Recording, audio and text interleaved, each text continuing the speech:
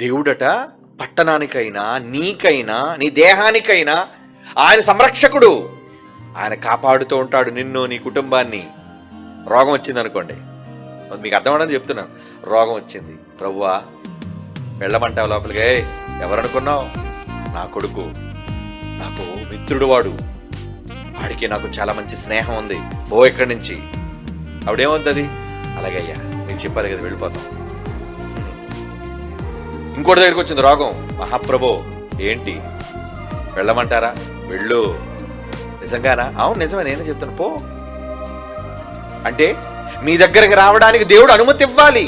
మంచైనా, చెడైనా, మేలైనా, కీడైనా ప్రతి దానికి దేవుని అనుమతి. అంటే ఆయనే కాపలాగా నిన్ను కాస్తున్నప్పుడు నువ్వు ఆయనతో మిత్రత్వం పెంచుకుంటే నీ కుటుంబం జోలికి, నీ జోలికి, నీ సంఘం జోలికి, నీ పట్టణం జోలికి దేన్ని రానివ్వడు. శత్రుత్వం పెంచుకున్నావా ఏం చేస్తాడు? విరోధం తెచ్చుకున్నావు అనుకో దేవుడితో విరోధం వస్తే ఆయన దేనికి అడ్డుపడ్డావు. అందుకే కుటుంబాలు కుప్పకూలిపోతుంటాయి, ఆర్థికంగా నలిగిపోతుంటాయి, ఎప్పుడు చూడని కష్టాల్లో కూరుకుపోతుంటాయి. కారణం ఎవరితో శత్రుత్వం. వాళ్ళకి తెలియదు ఎందుకు వచ్చాయి ఇవన్నీ ఎందుకు వస్తున్నాయి, మాకు అర్థం కావట్లేదండి ఎందుకు వస్తున్నాయి. దేవుడు ప్రేమించు, అప్పుడు ఆయనతో నీకు శత్రుత్వం ఉండదు. ఆయన్ని గస్తీ కాస్తాడు, పట్టణాన్ని కాపాడుతాడు.